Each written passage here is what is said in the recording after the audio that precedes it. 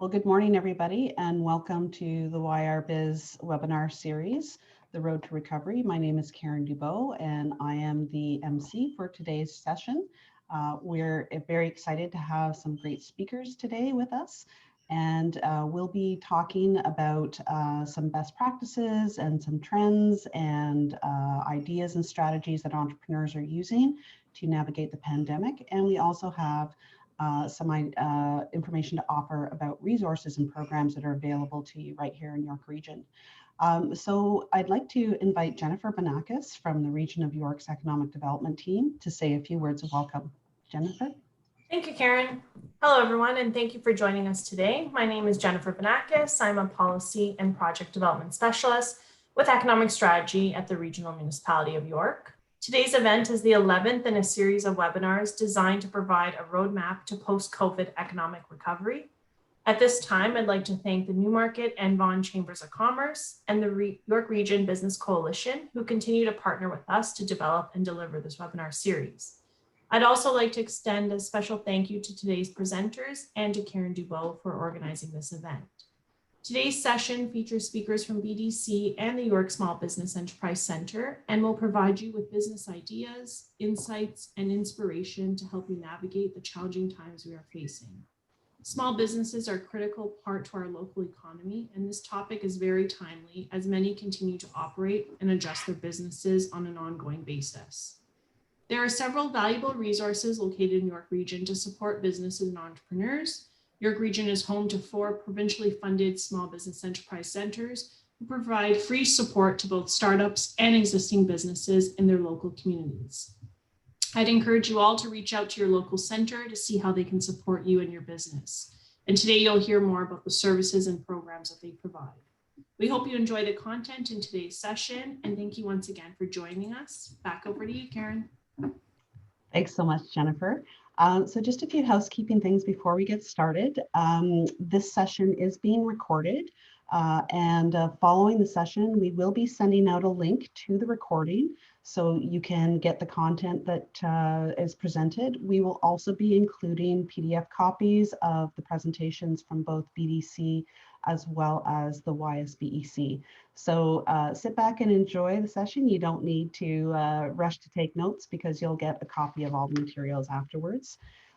We do have chat and Q&A open, and we'll be monitoring, myself and my colleague Tyler from the Chamber will be monitoring the chat and Q&A. We encourage you to submit your questions. Sometimes in this challenging era, it's hard to get people with experience and expertise direct contact, and this is your opportunity to leverage the knowledge and resources that our speakers bring to the table. So please do use the chat and Q&A function. And with that, we'll get started. So our first speaker today, we're delighted to host Sean Rath from the Business Development Bank of Canada. And Sean is the manager of the Entrepreneurship Center for GTA North. And he leads a team of bankers at BDC whose focus is to connect with small and medium-sized businesses and providing financing, advice, and guidance. He's been with BDC for over 20 years in a variety of roles and in different geographies, as he was sharing with us just a bit earlier. And he really has an ongoing passion for helping businesses grow. And so he's excited to be in the GTA again. So Sean, thanks so much for joining us, and over to you. Thanks, Karen, and thanks Jennifer. Let me share my screen now.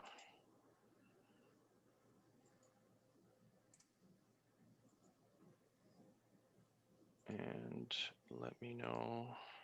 Okay, can you, is everything good there? Good, perfect, thank you, Karen.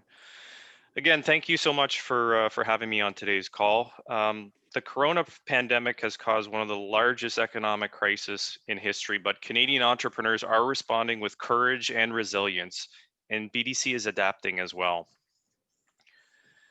And this is what I'm going to cover in today's presentation. I will do a brief overview of the pandemic on small and medium-sized businesses. Then I will present the results of a recent survey we have done at BDC showing how entrepreneurs are adapting their business to the crisis. Before I get into that though, I'd like to take 30 seconds to introduce BDC. BDC is the bank for entrepreneurs. We complement the role played by private sector financial institutions. BDC is a crown corporation with a clear mandate to support Canadian entrepreneurship by providing financial and management services with a particular focus on small, medium-sized businesses. In a nutshell, BDC offers Canadian entrepreneurs financing in terms of term loans, capital, and also advisory services. Now back to the impact of the pandemic on SMEs and the economy. There are more than 1.1 million small, medium-sized businesses in Canada, and small, medium-sized businesses, which we look at that are less than 500 employees, represent 99.8% of all Canadian businesses. The pandemic had an important impact on SMEs. You can see 76% reported a decrease in sales, 45% reduced the staff, 76% reported a decrease in profit, and almost 40% took on more debt. The pandemic left 3 million Canadians without a job in April. 2 million of these were recovered though throughout the summer, but in August, so a little bit, this the latest data we have in August, we still had 1 million Canadians that were unemployed. But the situation is slowly improving. We understand though that the second spike in infections second wave will continue to put pressure on our health system, our economy, and our business owners. Parts of the economy, the food, technology, manufacturing sector have recovered well, but in some cases, are actually ahead of where we were in March, which is good. Like such industries like food manufacturing, has had an important uptick as well. But there's a lot of uncertainty, and this will slow down our investment levels and our growth. Other sectors like hotels, tourism, restaurants, air travel are struggling and will continue to do so for a while longer. One more thing to put on your radar. According to our research, almost half of Canadians saw a drop in their family income and lost purchasing power as well. I'll just take a minute for you to read that slide.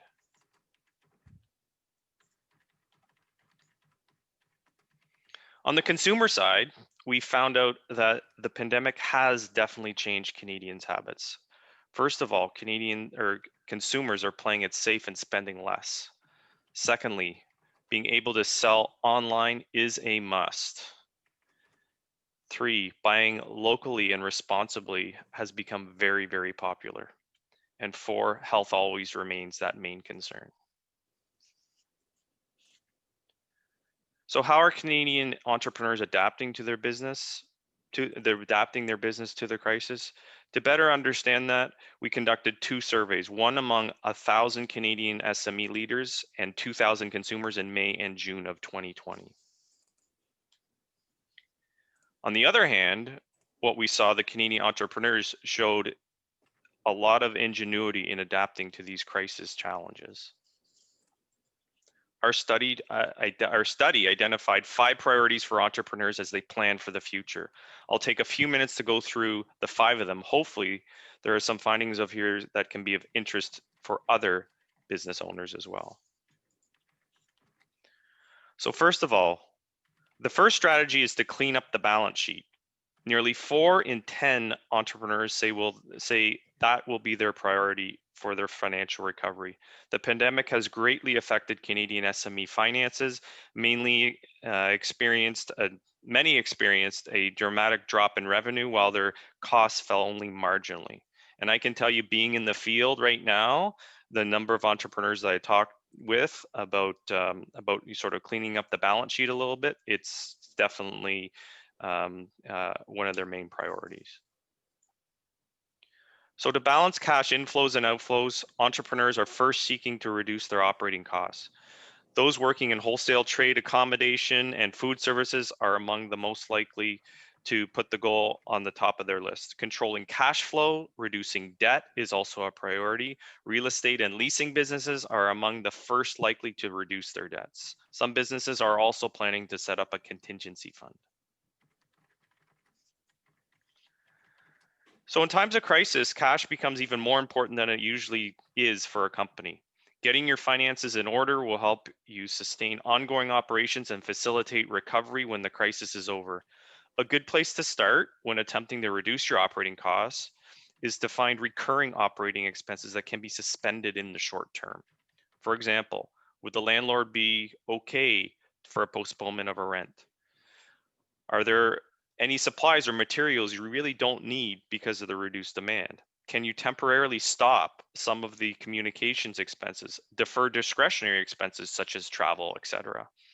And also, as each new invoice comes in, question whether the expense is really necessary. Understanding working capital is also critical as you plan your recovery. And again, being in the field, I can personally say that my conversations with my account managers and also clients and prospects and entrepreneurs, this is very critical. Working capital is the money that you need to continue with day-to-day operations. But that flow stopped during the slowdown. So what will be left to finance your recovery? To find out, you can use a spreadsheet that itemizes cash flow from week to week. We refer to this as the rolling cash flow forecast. First, it's quite easy. First, you list the inflows, your receivables, your cash sales, other sources of cash such as subsidies, loans, etc. Next, list your cash outflows, payables, payroll, recurring monthly payments. Don't forget to include your lending obligations. And if possible, set up an investment account and add savings to it where you can. The future is still uncertain and you need to build a safety net.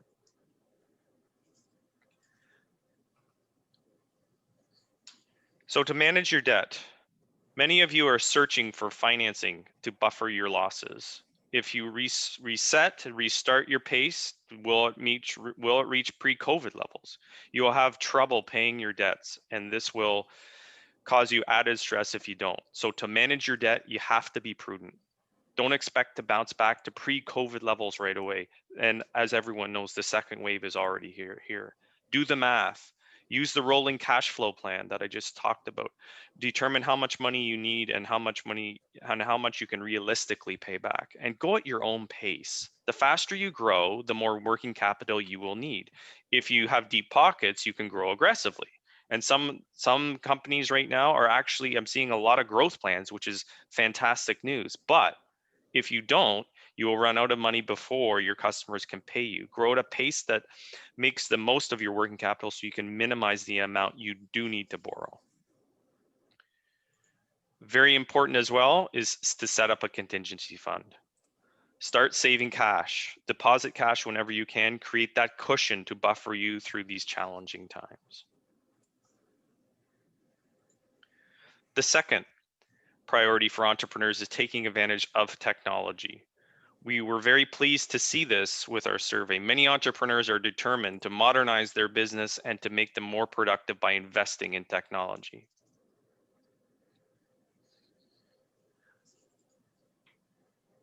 There are many reasons for investing in technology, and the COVID-19 pandemic accelerated all those needs and created new ones. Here are some operation benefits from entrepreneurs in our study listed.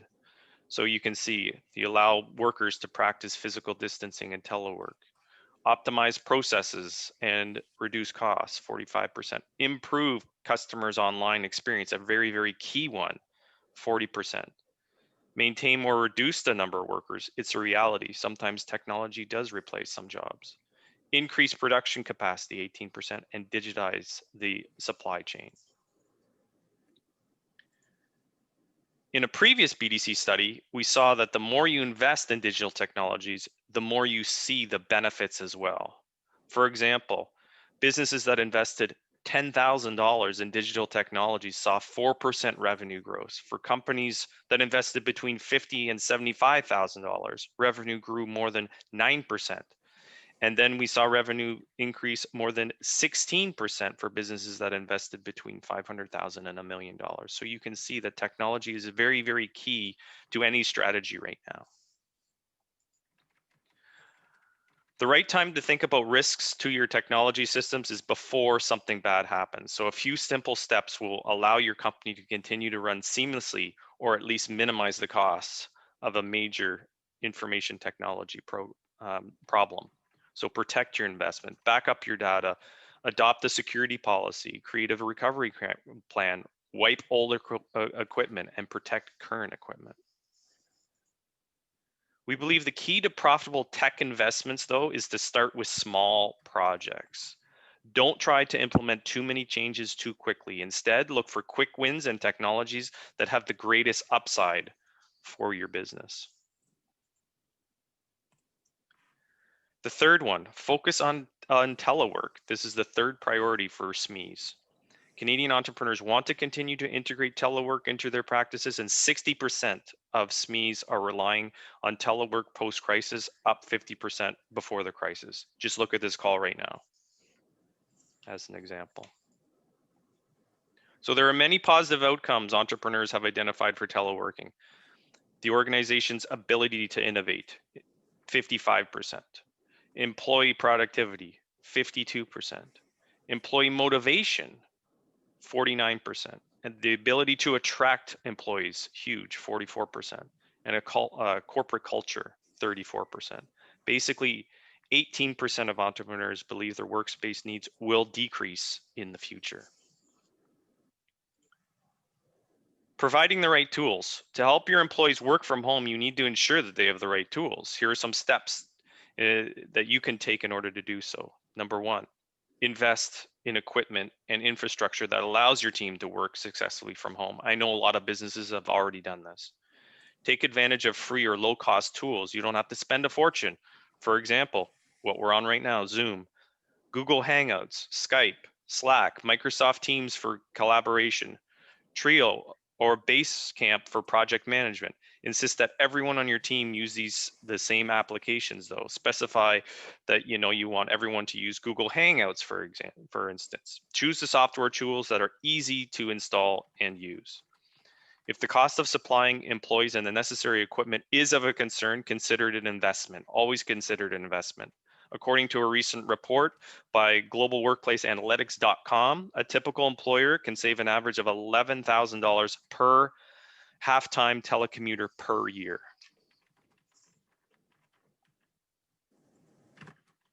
Ramp up communication. When the team is scattered in different locations, you need to ramp up your communication efforts. Increased frequency of team meetings. Hold weekly one-on-one check-ins with employees. Be open and straightforward to foster connections with your teams, and where possible, leverage technology to host video calls. Using myself an example, I do all of this now. I have a team of 8 account managers across all GTA North. We're all using the video technology. Adapting management style. Because you have less direct control over a remote team, you may need to adopt a new management style. Give staff more autonomy. Shift expectations. Be flexible.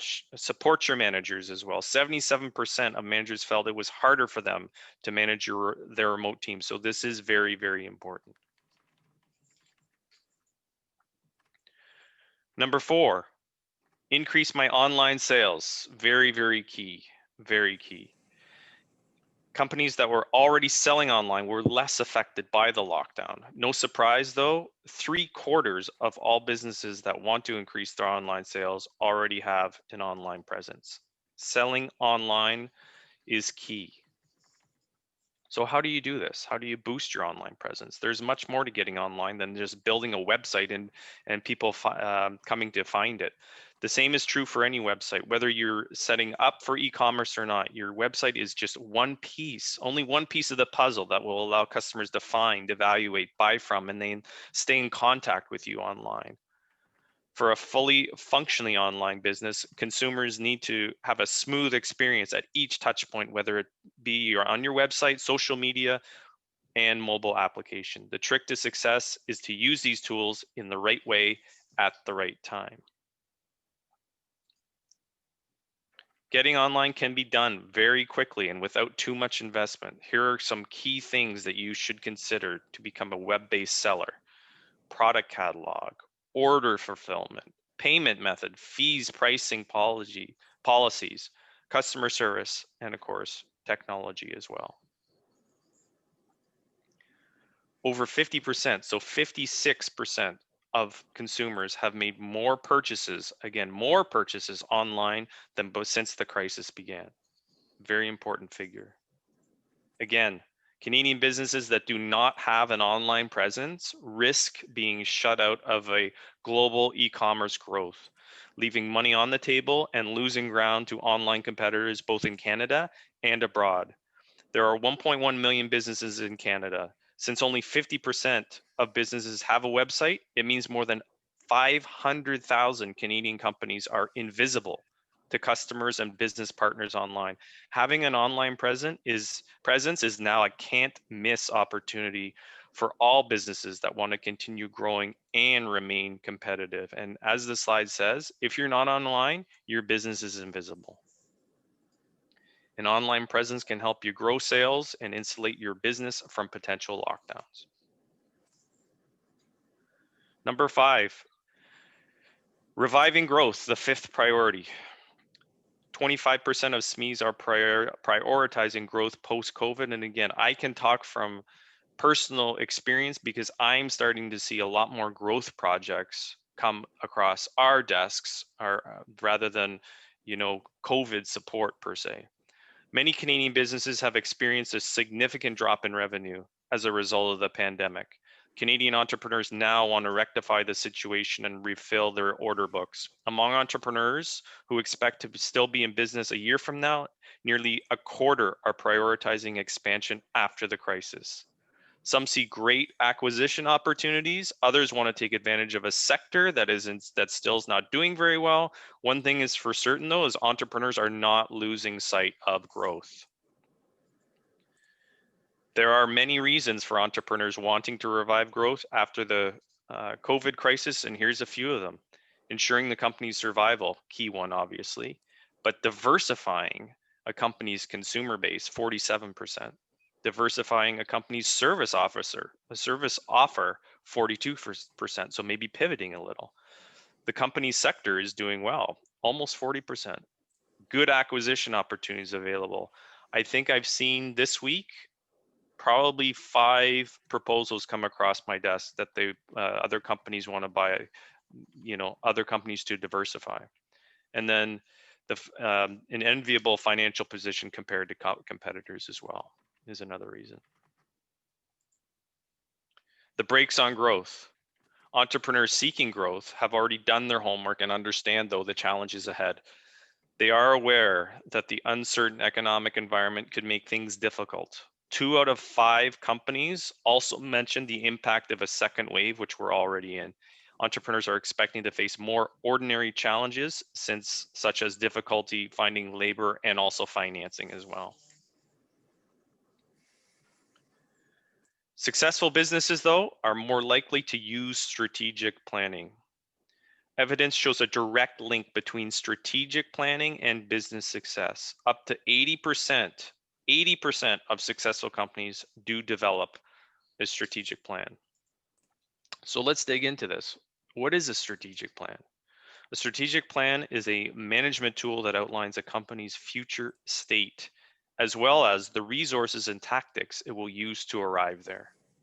It is a powerful tool for generating growth and delivering profound business transformation, mainly due to its capacity to orient an entire organization toward the same direction. So a good strategic plan defines a company's competitive advantage, communicates the company's vision and strategies to its staff, prioritizes both operational and financial needs, and delivers focus and attention to move from plan to action.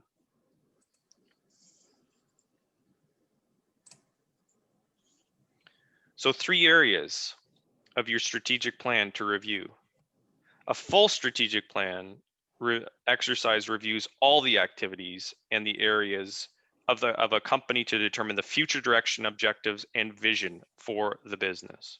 So number 1, customer needs and your positioning. So what's changed in my markets? Are there new needs of my clients, my prospects?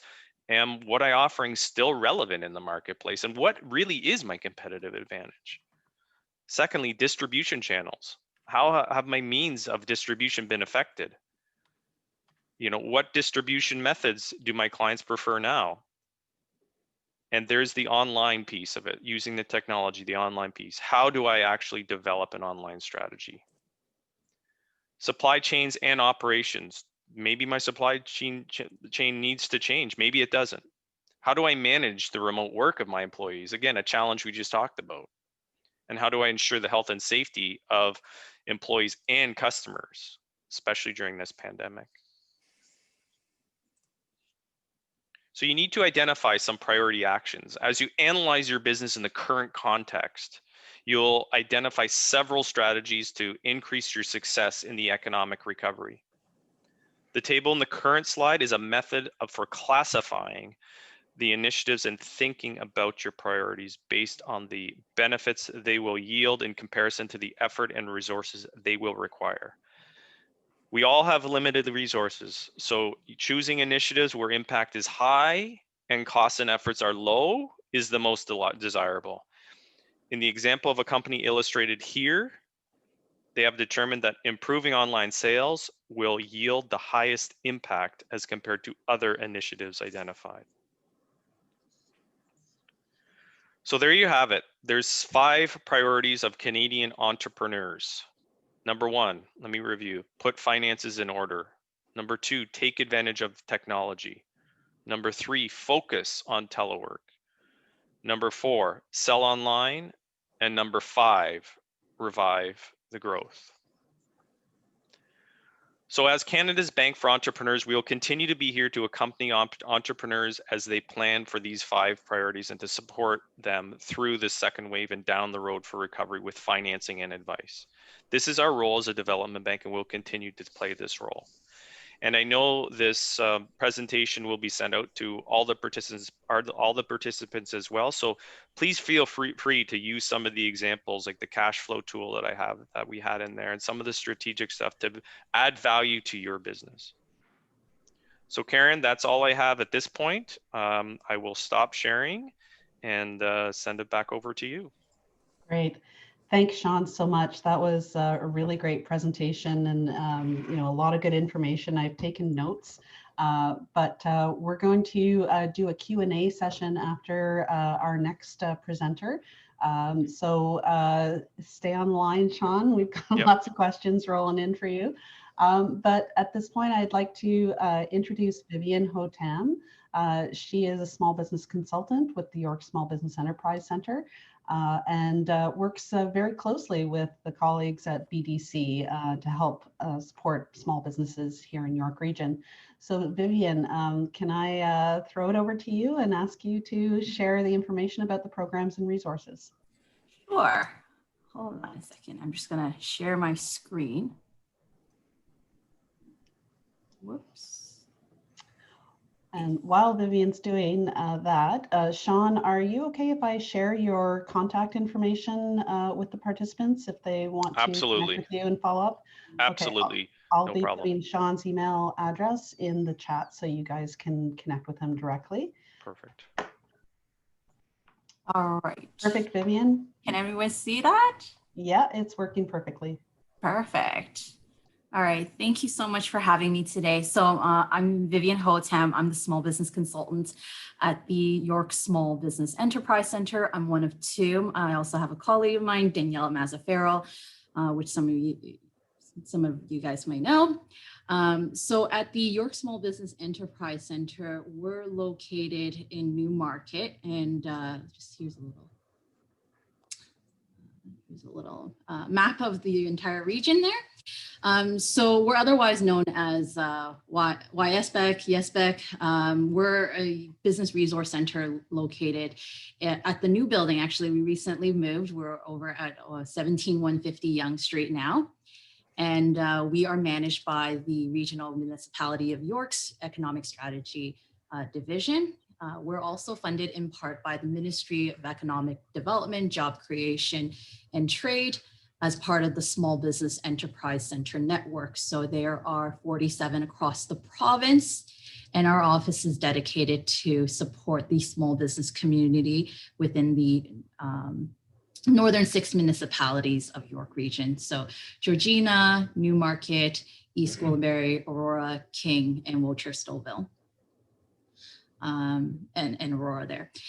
Vaughan, Richmond Hill, and Markham each has their own small business enterprise centers to support those denser hubs in the lower 3 municipalities of York Region. So a little bit about our services, and it's very similar to the other small business enterprise centers in York Region and across the province. So we offer free business consultations. So we're dedicated in helping new and startup and existing businesses throughout the northern 6 municipality York regions with free consultations and resources. So we meet with businesses, especially during the COVID-19, the pandemic. A lot of small business owners were contacting our office. Although we are physically closed, we are available, as Sean mentioned, leveraging telework. We are online, available by phone, as well as email to help clients navigate through these tough times. And pointing them in the right direction. So we do that. And sometimes we're a great place to go to, so we can direct clients to the proper resources within the ecosystem, so such as connecting them to the chamber, as well as BDC for loans and stuff that they may be eligible for, as well as other government programs and resources. We also do business plan development support. So we don't write business plans per se, but if a client has like a marketing plan, business plan, or even what Sean was mentioning earlier about strategic plan, we can help with reviewing that and then provide feedback. It does take a bit of time. So we ask clients to submit it. It takes about 10 business days, and then we'll come back with feedback. So that way the client would have the would be able to have another set of eyes on it and have some feedback on that. We also provide seminars and workshops. So at the moment, again, leveraging Zooms and telework, everything is online, similar to this platform. So they are hosted online through subject matter experts, so SMEs. A lot of them are located listed on our calendar on our website, yorksmallbusiness.ca. And we also deliver entrepreneurship programs on behalf of the province. So Summer Company and Starter Company Plus. So unfortunately, we weren't able to deliver the Summer Company, which is for students over this past summer because of COVID. Keep an eye out if you have any young children between 15 to 29. And if they're interested in entrepreneurship, that's a great program. It's also giving them an insight as choosing entrepreneurship as a career option early on. Some people find it later in life, but it's always great for young people to explore early on. And the other program that we deliver is Starter Company Plus, which is for new startups or existing businesses. At the moment, we aren't delivering that program. We actually are delivering the York Region COVID-19 Business Recovery Program to help with businesses who are navigating and have experiencing revenue loss due to the COVID-19 pandemic. Then that information is on our website if anyone's interested as well, and as well as reaching out to us if there's any resources or just want to talk to somebody. It's confidential and it's private, but we do offer those free one-on-one consultations. And we also run, my colleague Daniela and I also run monthly webinars on market research, because that's also a constant thing, especially navigating through the pandemic. And we also run a how to start a small business. So if you know anyone or you just want a refresher, we do run how to start a small business session every month as well. And it's online at the moment. If you need help, I have updated our address. We're located at 17150 Young Street now, but our office is physically closed, but you can always book an appointment through phone by that phone number, our main line, and Pauline would be able to book you in with either myself or Daniela for a free consultation. Or you can send us an email at yspec@york.ca, and those are hours at which we are available by phone or email. And that's pretty much it. That's my contact information if anyone is interested in reaching out as well. Great, Vivian, thanks so much for sharing that. I know the chambers work very closely with the Small Business Enterprise Centers, so great resource there for companies. So now we're going to open it up for questions and answers. So if you have any questions, please use either the chat or the Q&A, and you can ask questions of our presenters. I'm going to get the ball rolling. Sean, you showed us the rolling cash flow and talked about how important that was for companies. Where can people go to get more information about that? I mean, you gave us a quick primer on it, but Yeah. Where can entrepreneurs and business owners get more information on how to set that up? BDC has a lot of tools on our website. In fact, when you do look at the website, the way I look at it is there's spots where you can, apply for loans online and, things like that. But I think the greatest benefit is all the tools and resources that are available on that website. So I would encourage you to go to www.bdc.ca, check out all the tools and resources there. There's, business plan templates. There should be, cash flow templates as well. There's a lot of resources on there that entrepreneurs can go onto the website and drill down. If you're, if you do want to have, further discussions on it, by all means, try to look at it yourself. If not, give me, shoot me an email or something like that. I'd be happy to send some links that way. Yeah. Great. You mentioned that you are seeing proposals for growth projects. I'm just wondering, without sharing specific names, can you give us an indication of where, like which sectors, what types of companies you're seeing growth in right now? So, I mean, interesting. I mean, I'm not going to share names, obviously, because of confidentiality, but I do see food processing companies. So food processing companies are having growth plans. The construction industry or the home renovation industry, I see some of those companies coming in. Pool installers, their growth is fantastic. I also see, typical some industries that are actually in the auto industry, the auto tech industry are coming to us as well. So there's some, of these companies that are looking for growth opportunities right now. And I mean, those just mentioned a couple of them, and it's a vast difference from what I saw first half of the year, obviously.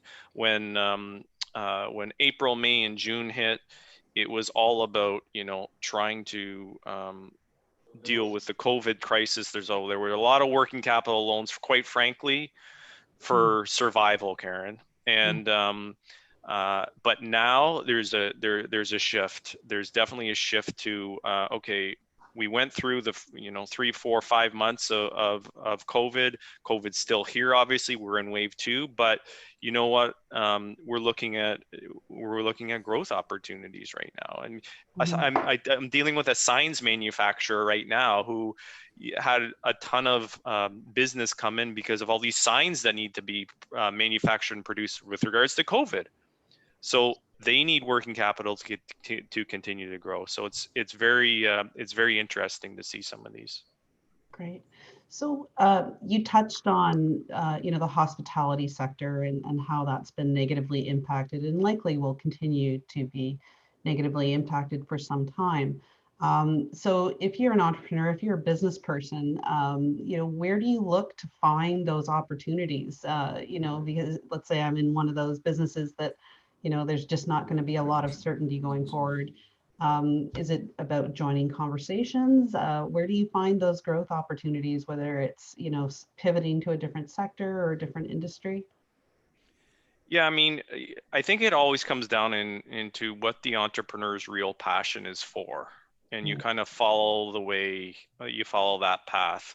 A lot of, the hospitality, the restaurant industry, a lot of it's pivoted to like online and delivery services and, things like that. And we're starting to see a lot of uptick within our advisory services to help in terms of companies coming to us in the hospitality industry about selling online. And so we did quickly create and pivot an advisory solution just for that. And so we're starting to see a lot of companies, they still want to stay in that industry per se, but Mm. try to adapt maybe the delivery quote unquote model, right? Right. Okay. You touched on some of the challenges, the barriers to growth. So financing, which I think you're addressing through BDC, and certainly the region is addressing through the types of programs that Vivian mentioned. But you also mentioned difficulty in finding labor. And I wondered if you could just provide a little bit more insight into what the challenge is, given that I think we were still net decrease of 1 million employment through the pandemic. So what are the challenges in finding labor that companies are running into, and what is your advice for them? I think that the biggest challenge that we're finding in terms of finding labor is finding the right labor.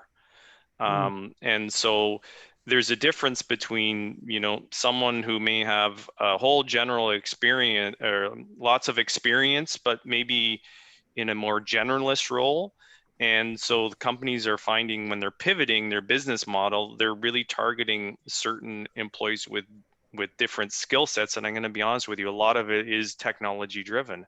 And Mm. so that industry specifically, I mean, I do know personally with family members of mine, at the early stage, some of them lost their jobs, but guess what? Within 2 days, two or three companies hired them. They were getting job offers in the technology space because companies were quickly pivoting to the technology industry. So it's about finding a specific skill set, right? And how do companies, to answer your second question, is how do companies find out who like how to hire a specific person? I would say that small business resource center that Vivian's a part of. I would say your internal network as well. LinkedIn is a fantastic tool to find new targeted labor as well. So it's I don't think there's a clear-cut answer for your second question. It's about maybe opening your mind and your network into spaces that you were not necessarily looking for before. Right. Okay. I want to tap your brain for one more Hmm. question. Sure. I know that the supply chains have been greatly impacted by, not only, the barriers to travel and everything, but also a little bit of nationalism, right? We saw that with the N95 masks. And then on the supply chains now, given the home renovations, we've heard anecdotally that there's shortages of lumber and resin and even corrugated cardboard for packaging. Yeah. What are you hearing, and what are your thoughts on this in terms of what it might represent as opportunities for Canadian entrepreneurs? I'm hearing that it's getting better, but I'm also the challenge with that is that because there's such a high demand in these renovation businesses and things like the wait time, like people want things now, right? And the material backup obviously compounded that problem. I have heard anecdotally that the supply chain has gotten better or has evolved, let's just say. But the customer wait times are still a lot longer because they're playing catch up.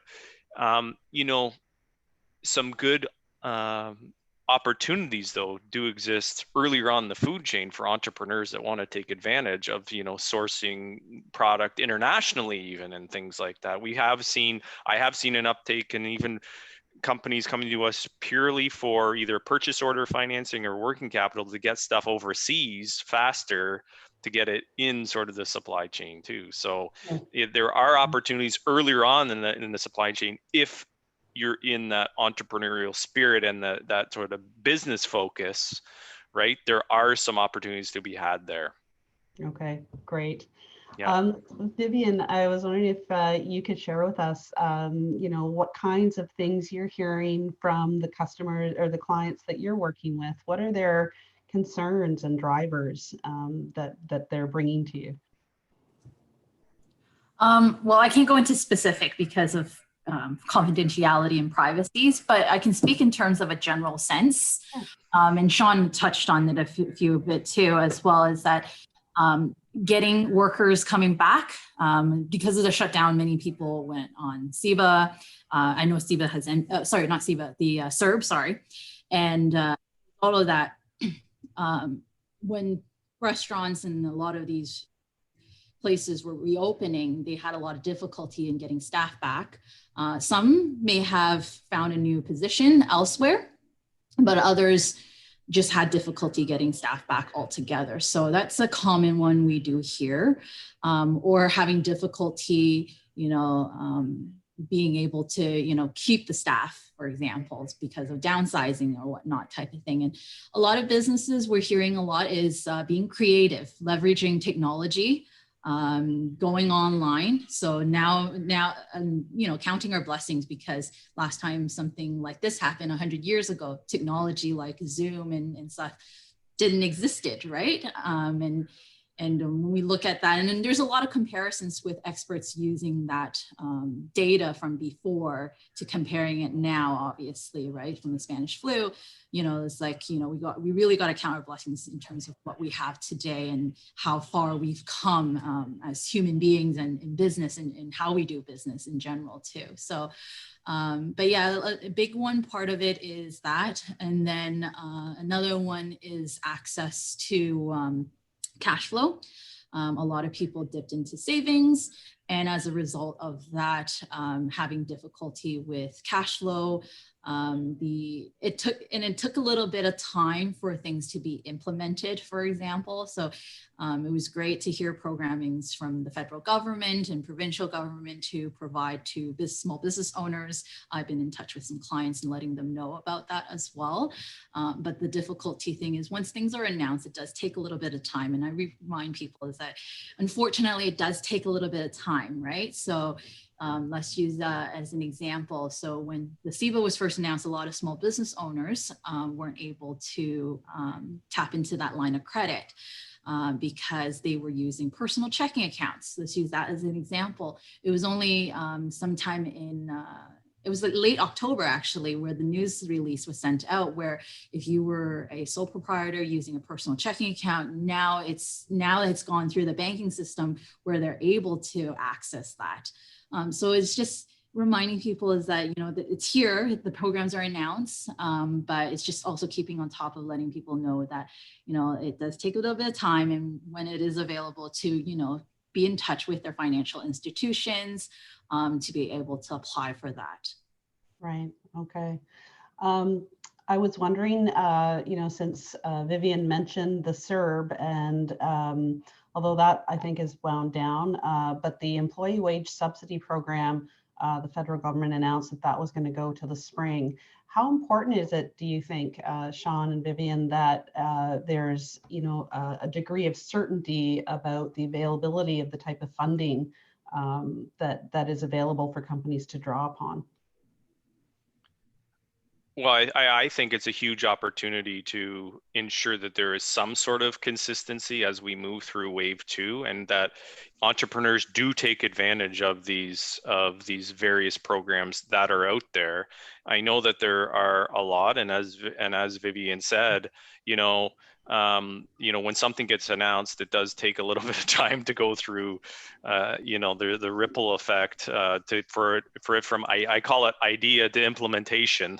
So I mean, it's there is some time there, but it is the programs are out there. You just have to search them out and see what 1, 2, 3 of them are right for you and your business, right? And unfortunately, sometimes it's not crystal clear, but you do have to take the time and figure out which one's right for you. Yeah. We've certainly featured a number of those programs on the YRBiz series. We had the Digital Main Street folks present about their program, which, if your business isn't online and you just want to get started with an e-commerce storefront or website, Digital Main Street is a great program to provide that support. We also showcased the Canada United Fund, which was an initiative actually in the private sector with the Chamber of Commerce, and then the federal government just put in another $12 million, and this provides grants to small businesses of up to $5,000 to either acquire PPE or reconfigure their offices to support return to work, as Vivian was saying, and provide that degree of confidence to staff and to customers that your business is a safe place to be. So yeah, there's lots and lots of programs out there, and to your point, it's almost difficult to navigate. So I know the chambers are doing their best to communicate what programs are out there and which ones are best suited for different companies. Since I mentioned the chamber, Tracy, I might throw it over to you. We have Tracy Walter, the CEO of the Newmarket Chamber of Commerce, and just talk about what you're hearing from your members on these issues. I think very much, Karen, the same as what you've heard from Vivian and Sean. I mean, it's navigating the programs, it's finding the support, it's working through the uncertainty of closures, many of those things. And I agree with Sean that there's a new focus, as there should be, on supporting local, and we're doing a lot around that. We will be over this holiday season.